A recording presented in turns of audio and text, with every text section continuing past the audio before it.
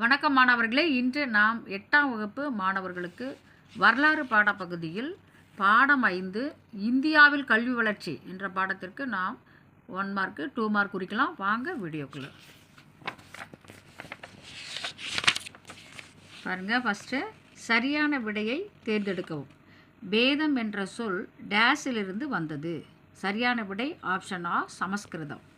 2. பின்வருவனவற்றுள் எது பண்டைய காலத்தில் கற்றலுக்கான முக்கிய மையமாக இருந்தது? ஆப்ஷன் இ, இவை அனைத்தும்.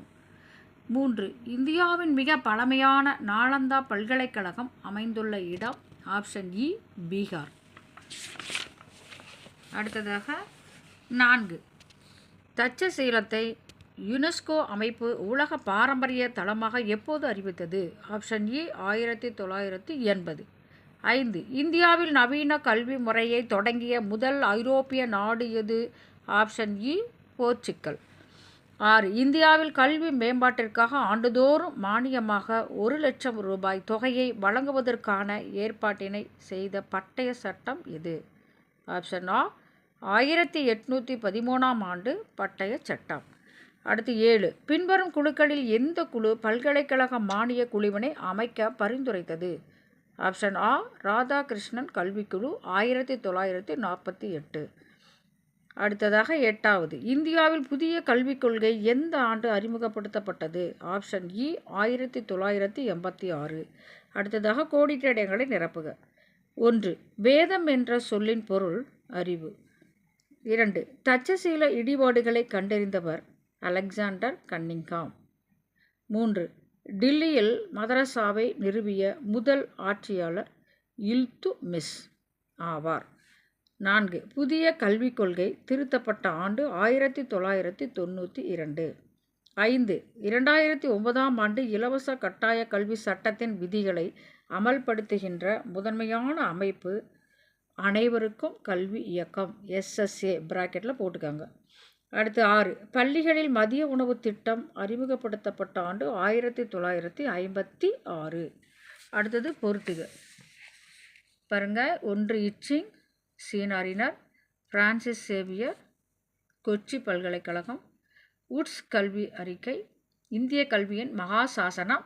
2ஆம் Serfoji, Saraswati Mahal. 5. Sir Thomas Munro, மதராஸில் மேற்கத்திய கல்வி.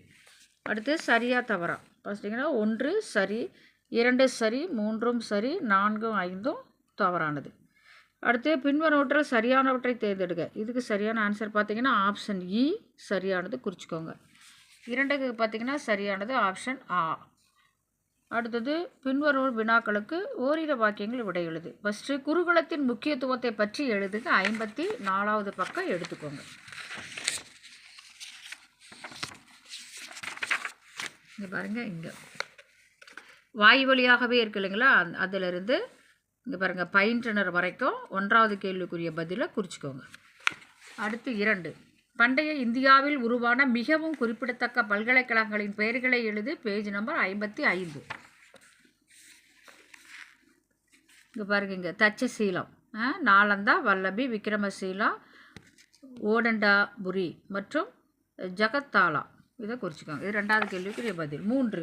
தட்சசீலம் பற்றி சிறு குறிப்பு வரைக. இங்கே பாருங்க, இந்த உங்களுக்கு தெரியுமா இந்த பகுதியில் இந்த பேரா முழுக்க குறிச்சிக்கோங்க.